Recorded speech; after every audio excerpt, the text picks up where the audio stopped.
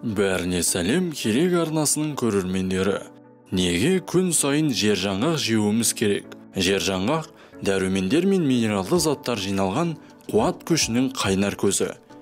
Құрамындағы ақуыз бен жасұнық аш қарынға тойдырады.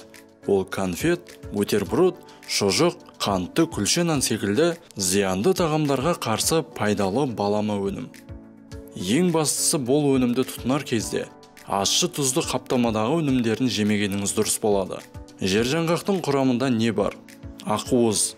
100 грамм жержаңғақта 25 грамм ақуыз бар. Жасұнық. Жержаңғақ жасұнықтың қайнар көзі. 30 граммының өзінде күнделікті тұтыну нормасының 10%-ын құрайды. Майлар. Жержаңғақта 80%-ға дейін болатын өсімдік майы бар. Тиамин, B1 дәрумені.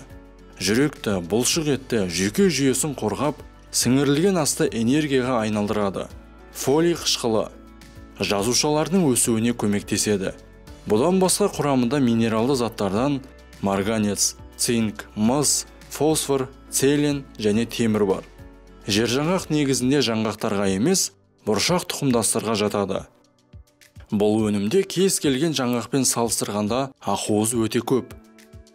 Құрамындағы антиоксиданттар бойынша қызылша мен алма және сәбізбен бәсекелесе алады. Тағамдық құндылығына келетін болсақ, бір дана жержаңғақты 1 грамм деп алсақ, ақуыз 0,3 грамм, көмірсулар 0,2 грамм, май 0,5 грамм. Бұл тек бір ғана данасында ғана. Ал сіз жержаңғақ жиі жейсіз бе? Денсаулығыңыз мықты болсын.